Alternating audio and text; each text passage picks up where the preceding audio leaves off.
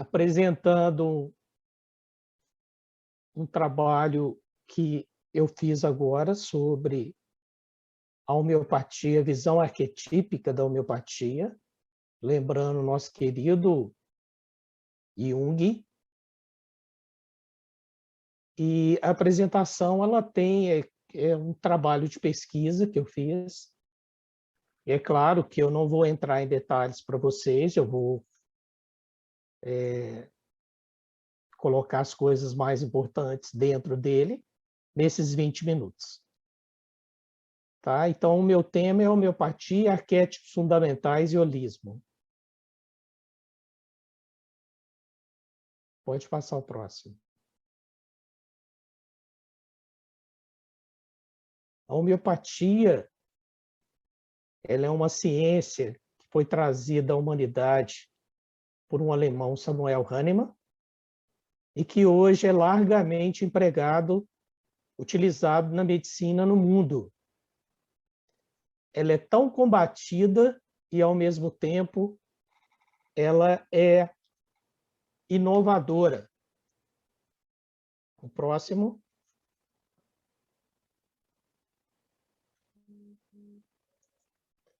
Então, a gente vai falar alguns princípios básicos para vocês entenderem o que é a homeopatia.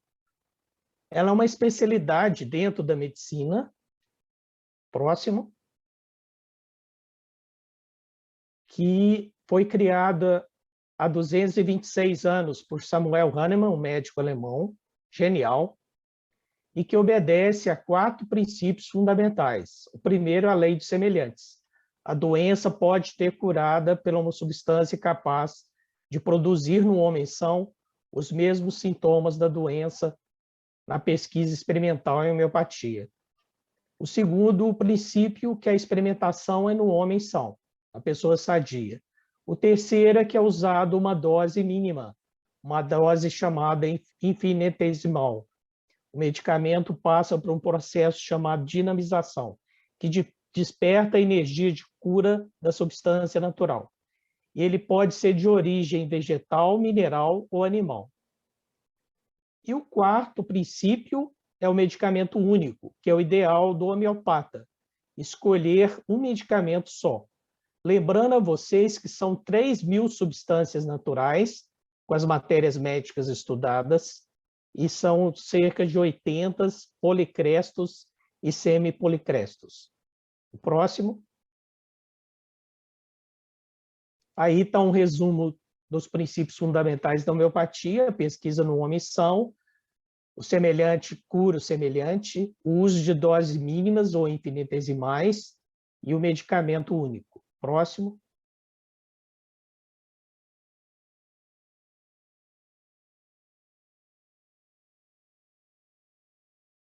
Agora a gente vai falar um pouquinho sobre medicamento homeopático. Próximo.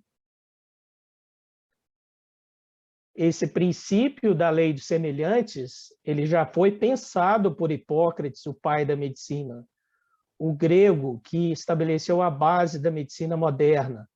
Ele já falava da via natural medicamentosa, do poder natural do corpo de se curar. E ele falava também da potencialidade das plantas e o poder de cura delas. O próximo. Ele já dizia a relação entre o mente e o corpo e o meio ambiente. E a respeito dos sintomas e das reações do corpo à enfermidade. O próximo. A lei dos semelhantes é um princípio fundamental da homeopatia, que traduz o fato de qualquer substância capaz de provocar sintomas dos seres humanos sadios, em doses adequadas, é capaz de curar a pessoa doente com os mesmos sintomas, com exceção das lesões irreversíveis. O próximo.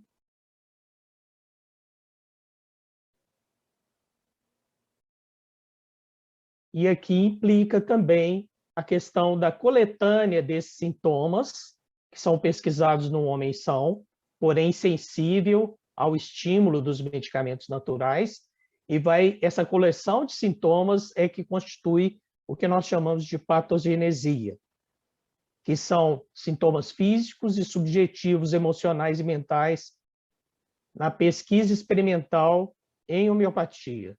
Próximo.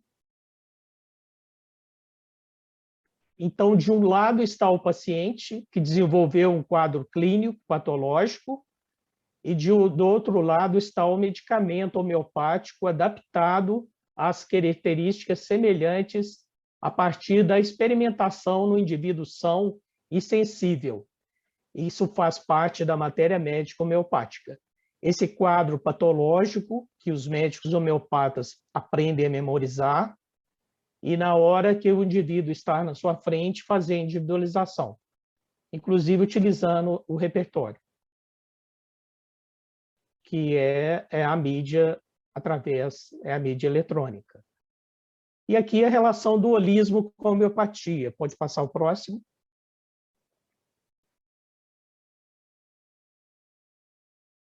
Próximo. O holismo está nos princípios fundamentais da homeopatia, ou seja, o organismo adoece como um todo, através de sintomas mentais do corpo ou da história do passado, como expressão do que nós chamamos de doença. O próximo.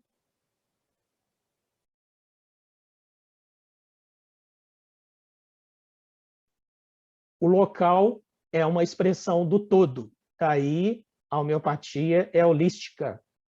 Os sintomas, as modalidades, as emoções, a imaginação, sintomas mentais, a sensação, a experiência, tudo isso é importante na hora do diagnóstico medicamentoso. O próximo. A individualidade do paciente, a especificidade das suas reações.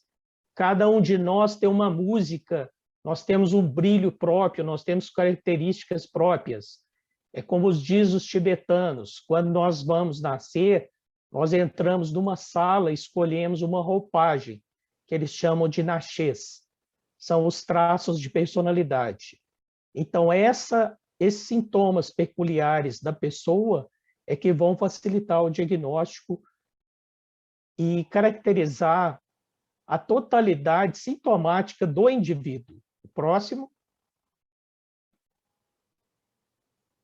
Então, é como a lei dos semelhantes, é como vestir uma luva.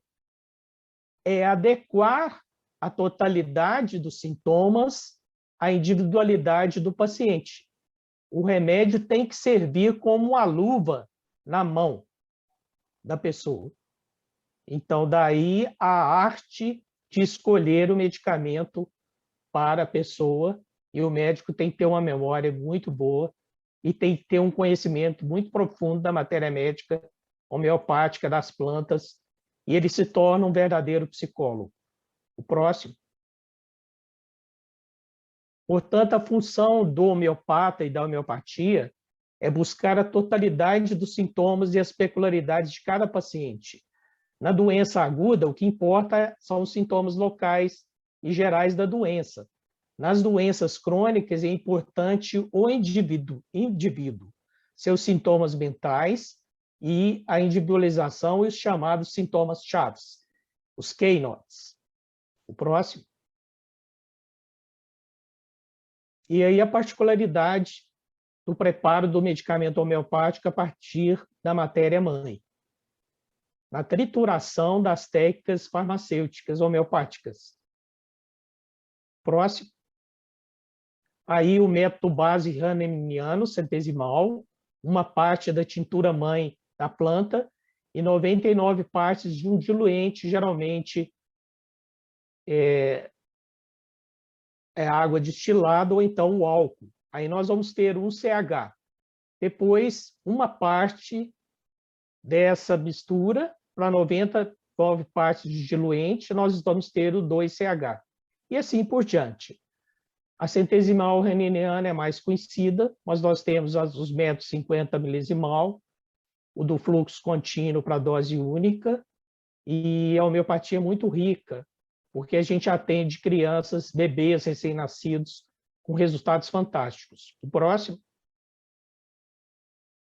O medicamento pode ser feito em água destilada sem álcool para o bebê recém-nascido, a solução hidroalcoólica de 10 a 30 a 50%, em glóbulos, em tabletes e no papel celofane de uso farmacêutico em pozinho para dose única.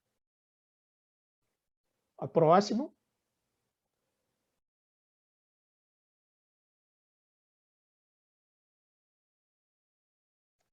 Pode ter unguento, pomadas e outras formas de apresentação. Próximo. E aqui nós chegamos aos arquétipos, que é um conceito criado por Carl Gustav Jung, que são os conteúdos do inconsciente coletivo. São imagens, símbolos, expressões que ficam armazenadas no imaginário coletivo por muitas gerações. Dentro desse conceito de arquétipos estão as lendas, os mitos, as fábulas dos povos, os contos infantis que criam uma base arquetípica para a criança, que perpassa de gerações, tempo, cultura, espaço. Esses elementos vão influenciar o modo como nós nos comportamos. O próximo.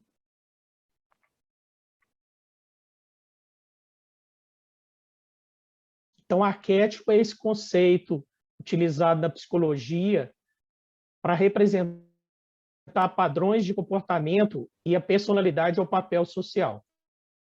O próximo. E o que estabelece o que nós chamamos de complexos mentais no inconsciente, como uma matriz de expressão no desenvolvimento da psique humana, baseada inclusive nas experiências familiares, como nascimento e morte. Próximo.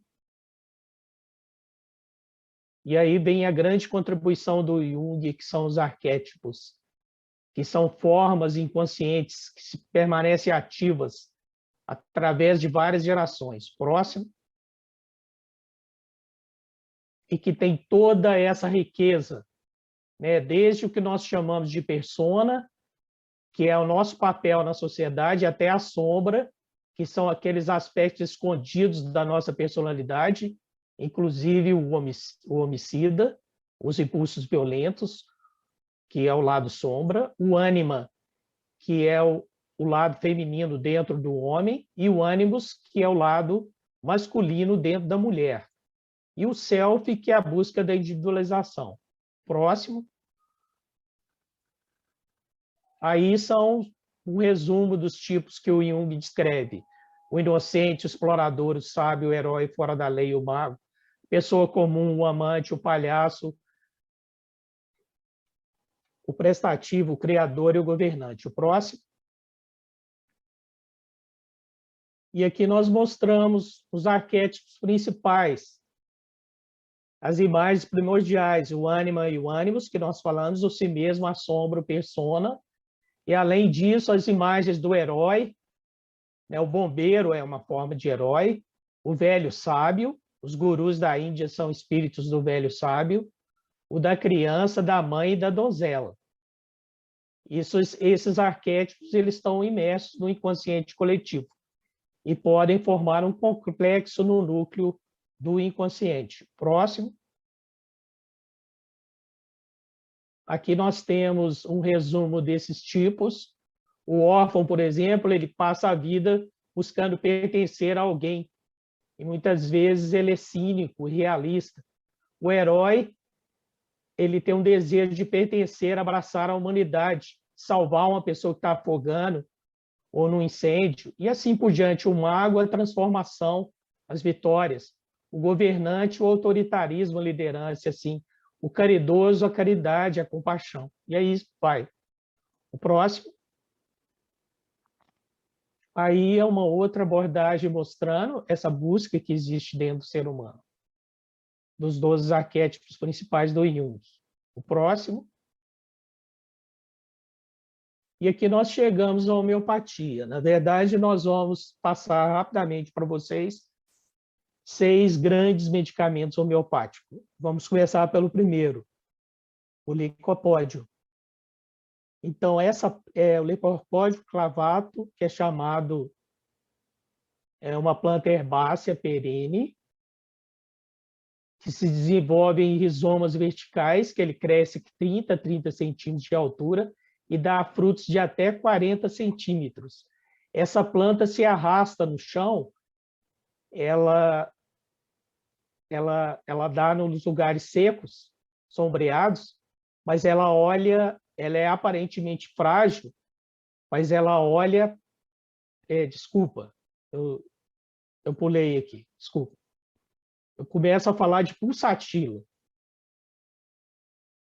É uma planta herbácea perene que desenvolve rizomas verticais que funcionam como órgãos de armazenamento. E ela dá frutos de até 40 centímetros. As flores sem forma de sino no início da primavera. As flores são roxas e são seguidas de sementes cujos cabeças podem persistir na planta por muitos meses. O próximo.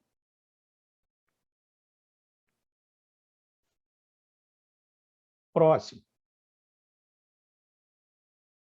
A pessoa pulsatila geralmente é loira, de olhos claros, ela é dócil, submissa, ela é medrosa, tímida, ela pode ter delírios religiosos, ela é carente de afeto, ela busca ser paparicada e, ao mesmo tempo, ela agrava, ela melhora, mas ela continua chorando. Ela quer mais afeto. O próximo. Ela é chamada a Barbie, a carente de agrado da matéria médica. É chamada anêmona dos prados, é uma planta que existe na Europa, em colinas elevadas descobertas, sacudida pelos ventos. E o simbolismo que pulsatila, ela lembra Vênus ou Afrodite. E ela é associada a Eva da Bíblia, que se descuidou de Adão, deixou ele dormindo e foi atraída pela serpente, pela maçã, e buscou o conhecimento fora do divino. Então, ela traz uma culpa e a vida dela é no sentido de compensar isso cuidando de pessoas, sendo afetuosa, doce, gentil, tímida e complacente. Por isso é um remédio da mulher, como é um remédio também das crianças que sentem abodando, tristeza, da pobreza. E traduz também uma carência afetiva desmedida. E os meninos afeminados. Aqueles meninos com traços femininos devem ser tratados com pulsatila. Ele é um medicamento adequado para essas pessoas. Aí está a flor, o próximo. É uma flor linda, o próximo. Então, a pulsatila busca afeto, joga charme, e nós não vamos trazer os detalhes todos para não cansar vocês. O próximo. A mutabilidade, a variabilidade, o lacrimejamento sem sede, quando há sede é nato muriático, que é um outro grande medicamento homeopático. Então, é uma pessoa que agrava com o calor e melhora com o frio, e é muito inconstante. O próximo. Geralmente loira de olhos azuis e com semblante dócil. Próximo. Sintomas chaves são o sentimento de abandono, a sensibilidade, a busca de afeto e a vulnerabilidade. Próximo.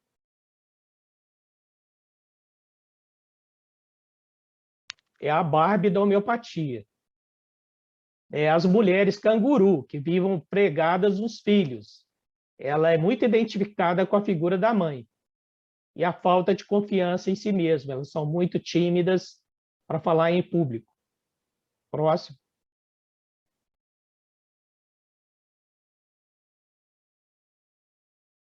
E elas trabalham muito. É como se uma característica de tentar compensar a sua dependência afetiva. E os meninos com traços femininos também podem ser tratados com pulsatila. Próximo.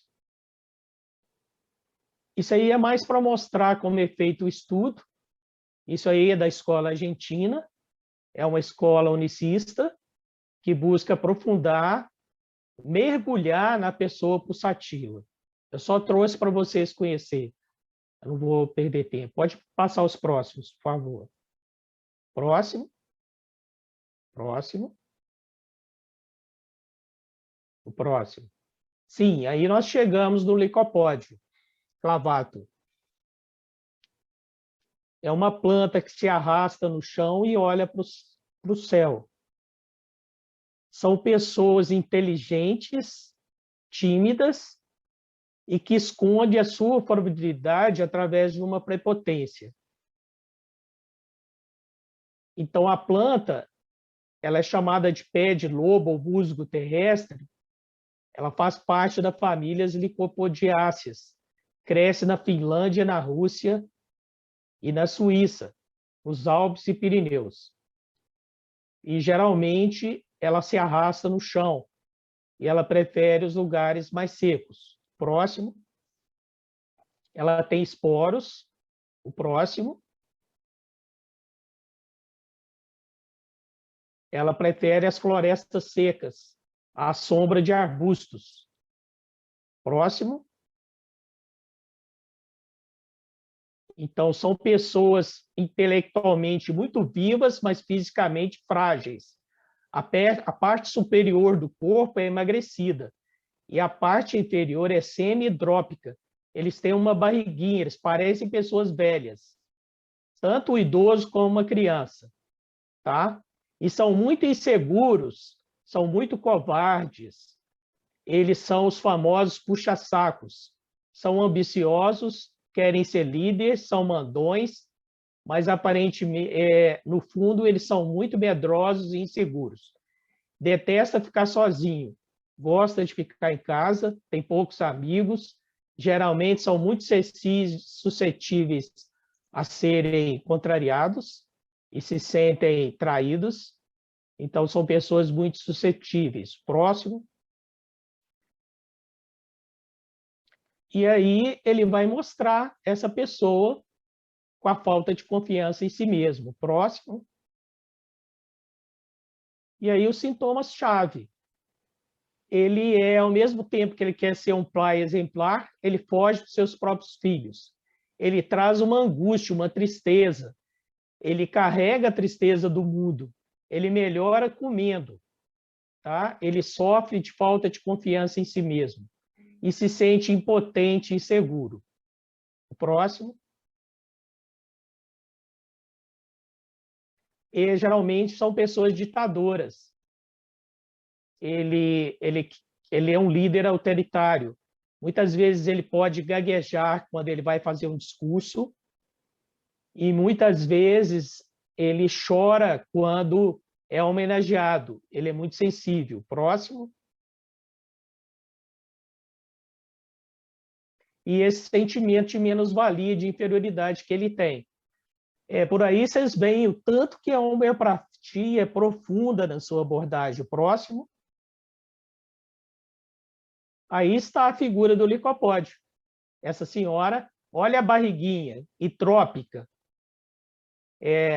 A lateralidade é da direita para a esquerda, indicando o fígado é um órgão que geralmente eles têm a digestão lenta, eles podem ter refluxo, né? Eles são encurvados, parece um velho.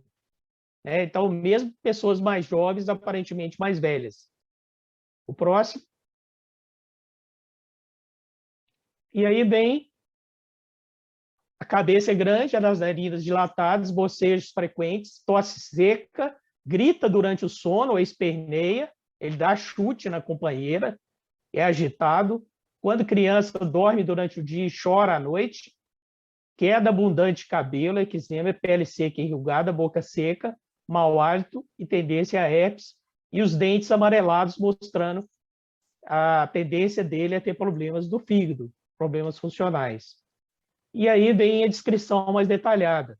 Ele se identifica com a primeira pessoa da Trindade, o Deus Pai. Ele quer ter poder e força, mas no fundo ele quer ser um bom educador. Mas são pessoas temerosas, inseguras, com medo de escuro e que não enfrenta muita coisa, não. Mas são pessoas brilhantes intelectualmente. O próximo. Aí a planta, ela se arrasta no chão. Próximo. Próximo. Sim. E aqui o enxofre. É o sulfur. É o elemento sulfur, aquele que tem uma cor amarela. Então, vocês vão ver que interessante que é a pessoa do sulfur. Eu vou completar essa apresentação, eu não vou me estender, depois vocês vão ter acesso ao artigo todo, ao estudo que eu fiz, mas eu vou encerrar com o tipo sulfur, que é o filósofo da homeopatia. O elemento sulfur ele é insípido e inodoro, tem os cristais amarelos, são especialmente comuns nas regiões vulcânicas. É um constituinte importante dos nossos aminoácidos, que é o enxofre. O próximo. O próximo. Não, você pulou. Volta um pouquinho. Esse é o licopódio. Passa para frente. Próximo. Próximo. Isso. Próximo. Próximo. As características do indivíduo sulfur. Descuidado, bagunçado, sujo, desalinhado. Ele parece um mendigo para vestir. Ele não faz a barba, ele tem um aspecto de sujo, asqueroso, tá? Egocêntrico, supervalorização de si mesmo, narcisista, desobediente às regras, tem uma certa tendência ao homossexualismo, é crítico, censurador, é criativo e imaginativo, tem a tendência a hipervalorizar suas atividades intelectuais. É conhecido como filósofo. Né? Então, vocês conhecem pessoas assim. O próximo.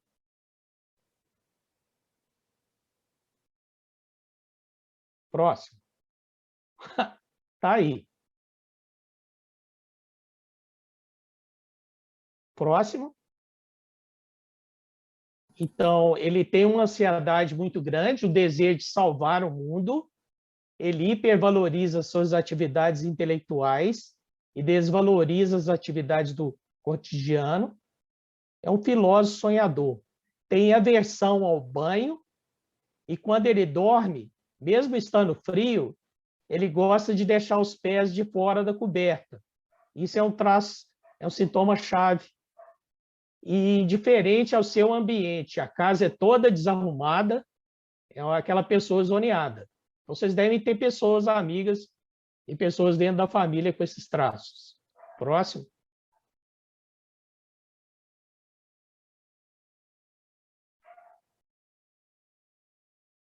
E ele apresenta, ele é calorento, descobre os pés quando dorme, tem várias erupções no corpo, com sensação de ardor, tudo nele coça até sangrar. Ele pode ter alternância de eczemas de pele com asma ou diarreia e tem um aspecto sujo, de velho. Gosta de colecionar parafusos, jornais, revistas, aparelhos eletrônicos, caixas vazias. Tá? Próximo. Então, é o rei dos antipsóricos. Ele pode ser usado quando eu quero desmascarar uma pessoa. Ele é igual o agrínone no Florais de Bach.